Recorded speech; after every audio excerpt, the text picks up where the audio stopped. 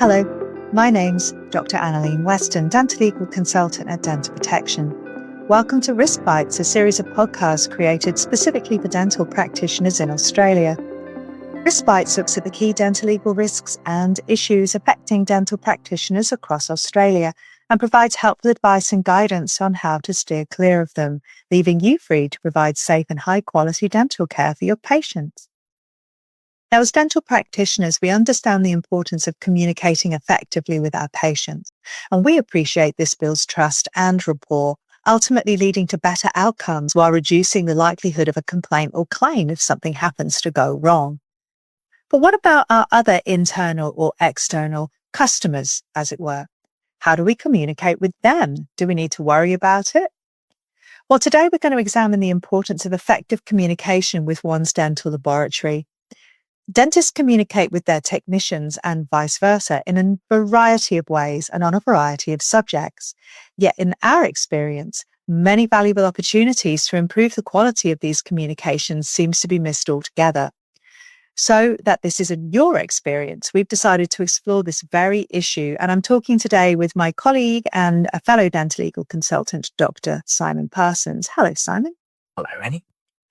And I should just preface this by saying Simon just so happens to have very specific experience in working with a large dental laboratory in a former life. So I'm hoping he's going to be able to shed some light on some of these issues. So Simon, let's acknowledge the elephant in the room first of all. In your experience, do dentists typically communicate well with their labs and develop the trusting relationships? Well, I'm really glad that you are tackling this one head on, Annie. It's a really sticky one. And in my own time acting as a clinical advisor at a very large lab, I felt dentists fell into one of two camps. Those who had a very trusting, some might say symbiotic relationship, and those who were distrustful and potentially adversarial and like to blame the lab for everything. So it's amazing that there didn't really seem to be all that much in between. But is trust in your lab and a productive working relationship really all that important, do you think? Yeah, I do. It's interesting, isn't it? The trusting and cooperative and collaborative dentists, well, they consulted with the lab from the very outset of a case, and they often discussed the treatment options that might be available. That could be, say, the feasibility of an angulated abutment on an implant in a patient where there was very limited bone to place an implant in an ideal position. And maybe they wanted some ideas about what the alternatives could be. They often sought guidance around what records the lab wanted in order to get success first time. And they sought feedback and were very open to feedback, whether it was positive or negative about a case. And I suppose also they didn't really normally blame the lab in the first instance if something went wrong. And even if it was the lab's fault, they wouldn't just throw it all at the lab. So I felt that was a really fruitful conversation that I used to have with those dentists. And it made me realize that those dentists saw the lab as their business partner and their partner in achieving success. It certainly wasn't adversarial. It wasn't, any sort of form of territorial behavior. And in many instances, I saw firsthand just how that particular clinician's treatment of their patients improved over time. I actually saw that they got onto a learning curve, and because of engaging in dialogue with a number of their cases, they really fostered a mindset of continuous improvement. And the lab saw that, and it reduced the lab's remake rates as well. So it was really quite eye-opening, but it reminded me of just how constructive communication could really benefit everyone. Yeah. Oh, fantastic. But I'm getting a sense that wasn't always the case, though. Yeah, that's right. Unfortunately, not all dentists adopted a learning and collaborative mindset. Some were really quick to blame the lab, and that was despite my own review of the impressions or scans or other records that they sent through, identifying some significant shortcomings and lapses in acceptable levels of clinical quality. those dentists more often than not said things in their instructions such as do best possible. And that I thought was a grudging recognition by them that what they were sending to the lab was far from ideal. And yet those same people then complained if the job that they received at the end of that process wasn't ideal in terms of fit or aesthetics. And I found that extraordinary. It was extraordinary because they had such high expectations that the lab could deliver something ideal from something that really wasn't clinically acceptable. But I also found it extraordinary that, and extraordinarily sad actually, that a minority of customers of that lab, and presumably labs everywhere, seemed to not really care about the quality of what they were delivering to their patients. And perhaps they otherwise did care and they weren't aware. But most of the time, I found it extraordinary how, in an attempt to save just a few precious clinical minutes of chairside time and maybe not redoing an impression or a scan or taking some extra photographs, or providing some study models, that they ended up spending far longer in dialogue trying to agree on what the workaround was going to be or what the remake was going to look like and how it needed to be different. It just didn't make sense.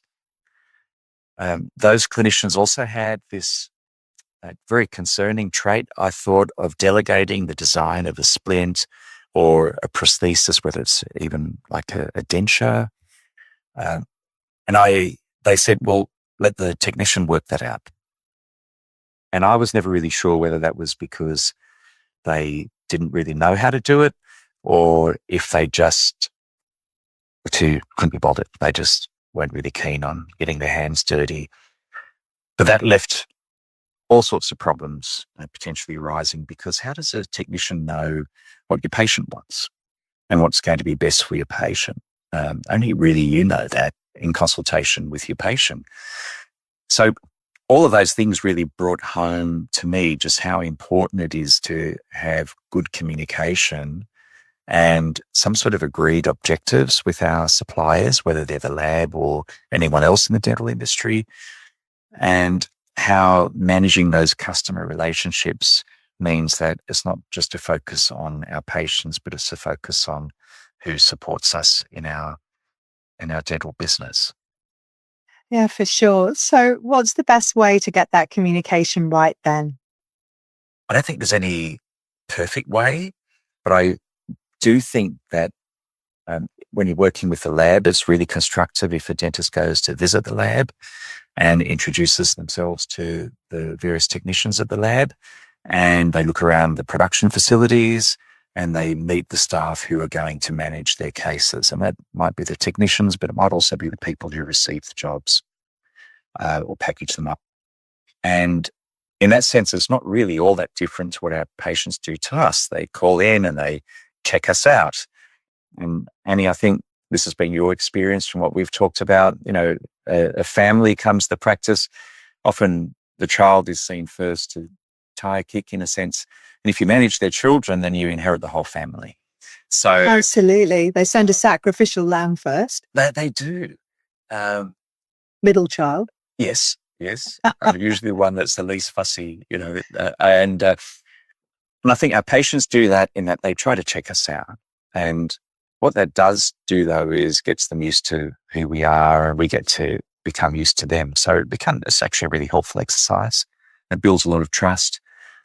It helps to put a face to a name, and it also engenders a better understanding of what's going on behind the scenes. So I know when my patients come into the practice, sometimes they see us opening the wraps and the packaging that we have around our instruments, and they ask questions about it. And not only is it important to only open those things when we've got the patient in the chair, but it also helps demonstrate our compliance with infection control protocols. So I think there's a similarity there with visiting the lab and seeing what they're doing with your jobs and with other people's jobs, because it builds that understanding.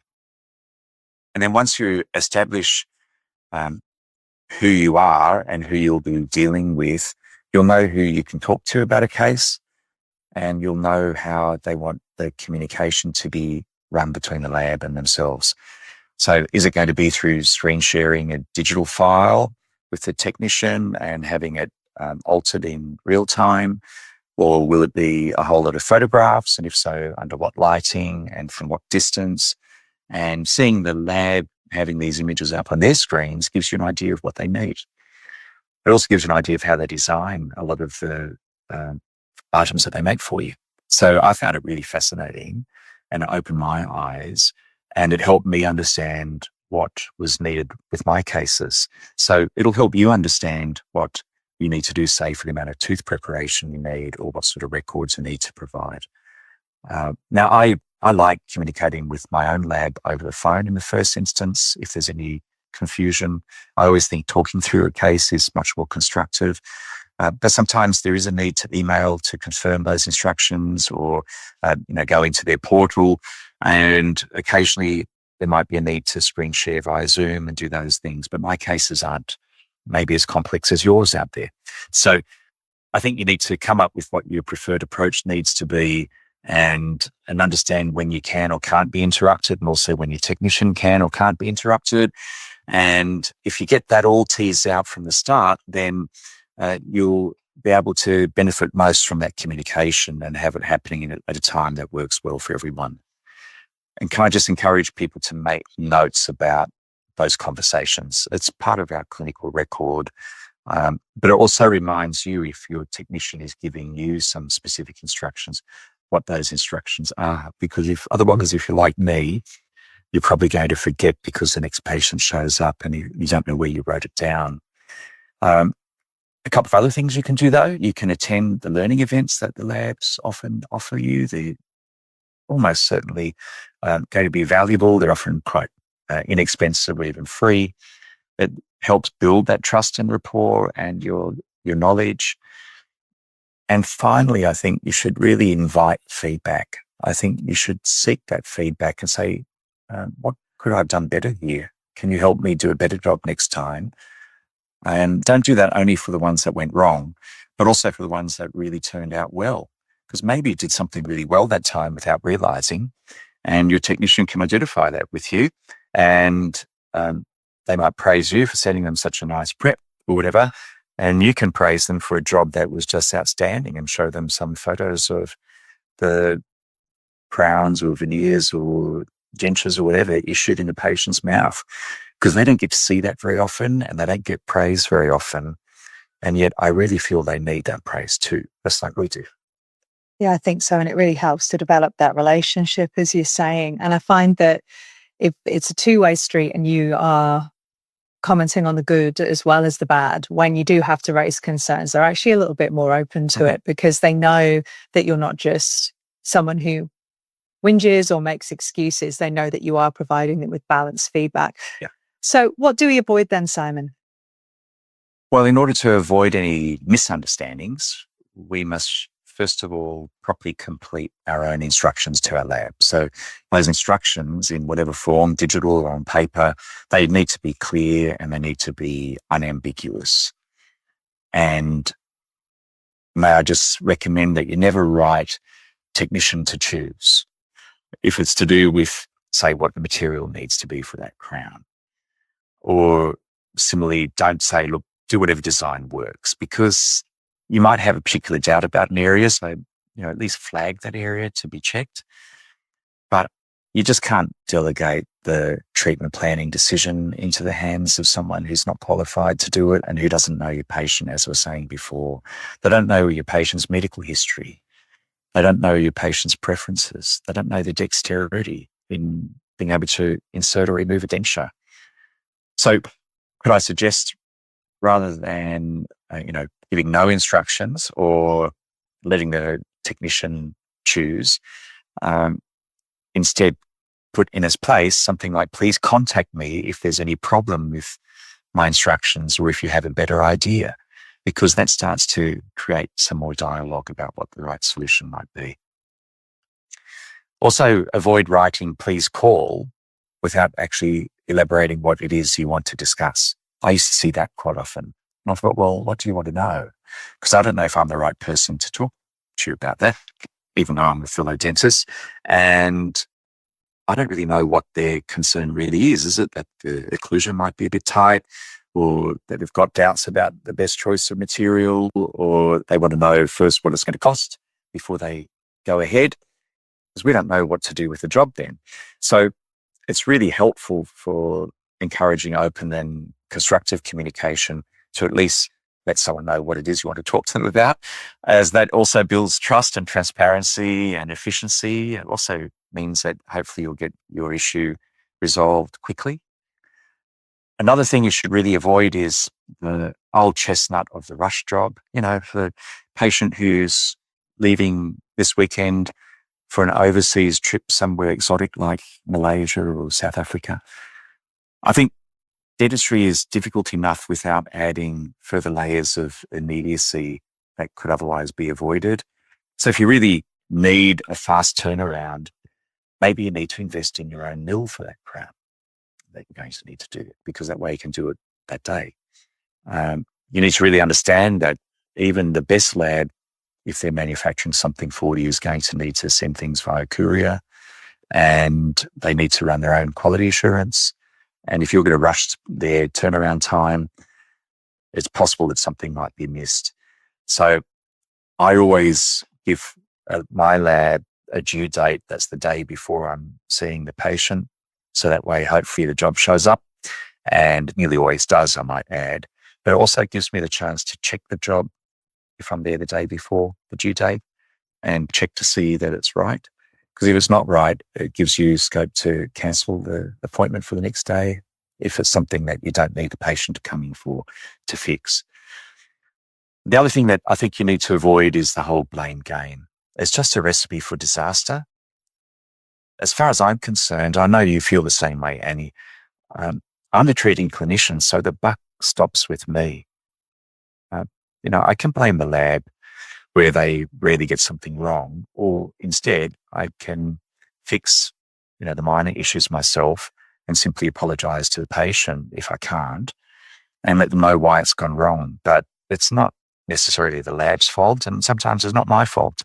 Sometimes these things just happen.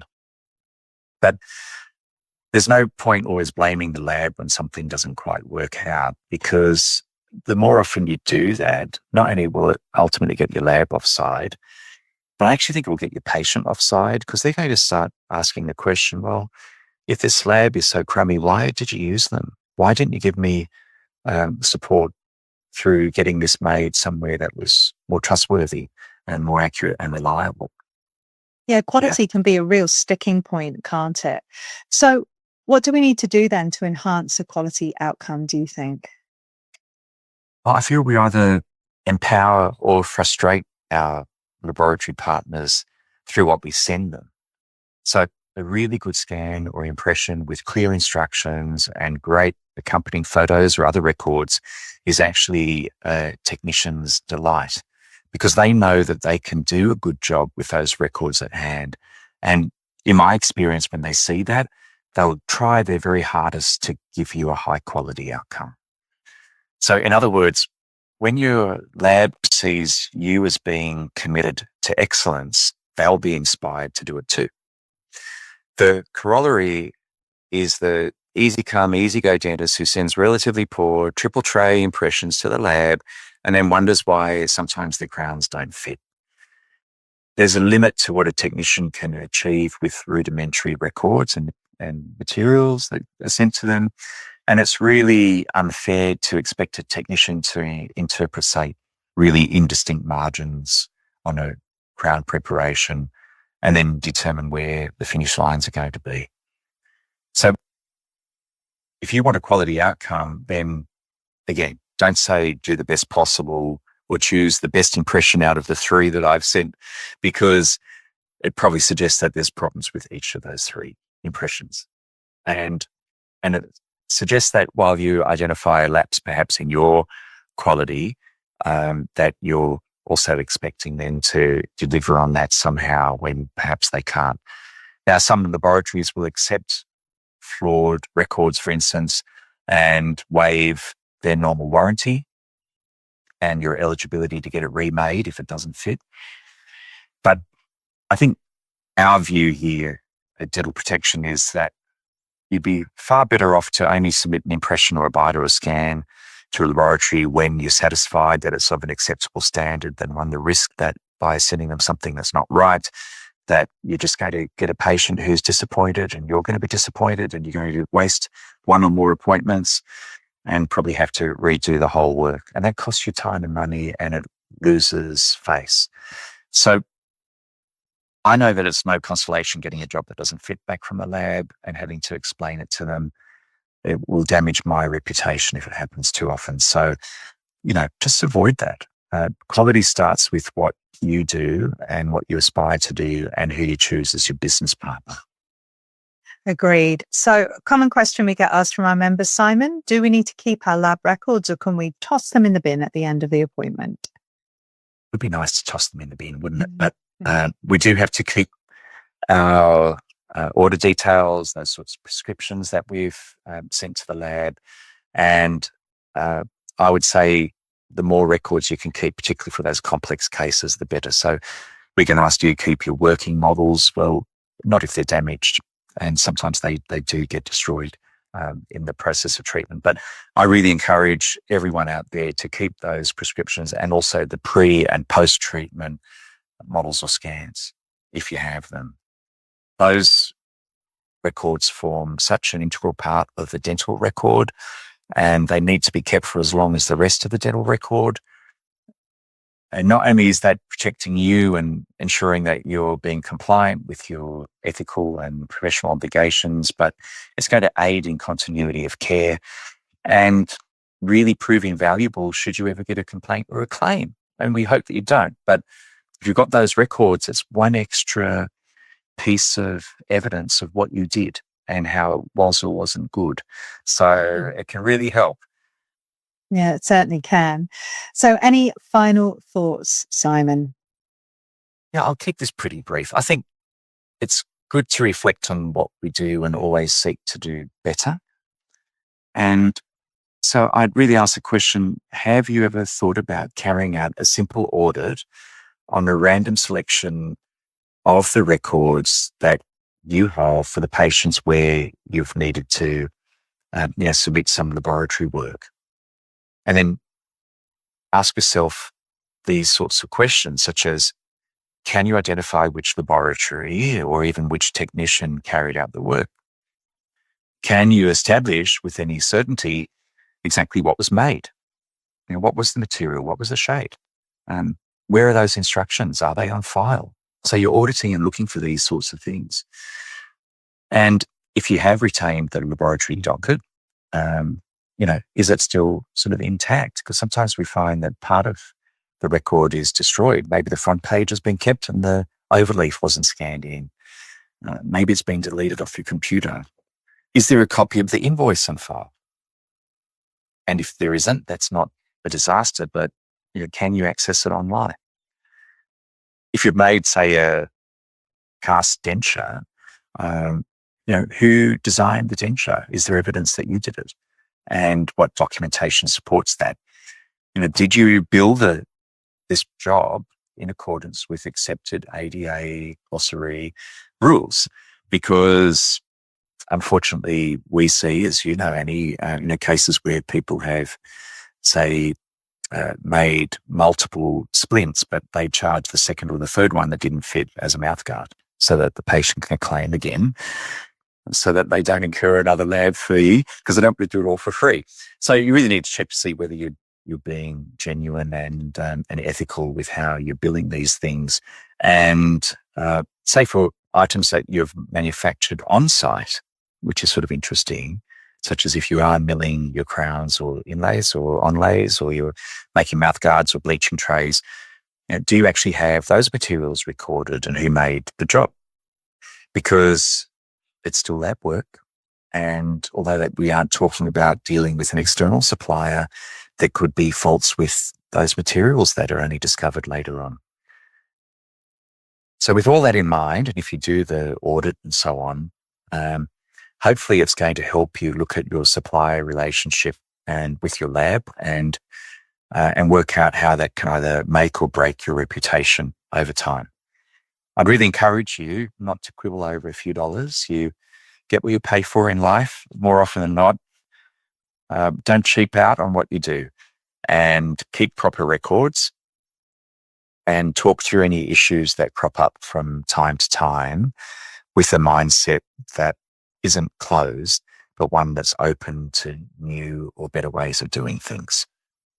No, that's great. Thank you so much, Simon. And thank you all for listening to what's probably been the most Australian podcast we've ever done due to the background noise that may or may not come across in the recording. So during this recording, we've had Laura Keats, we've had cockatoos, and I don't know, Simon, if you could hear the kookaburra that was going off like an absolute cracker outside my window.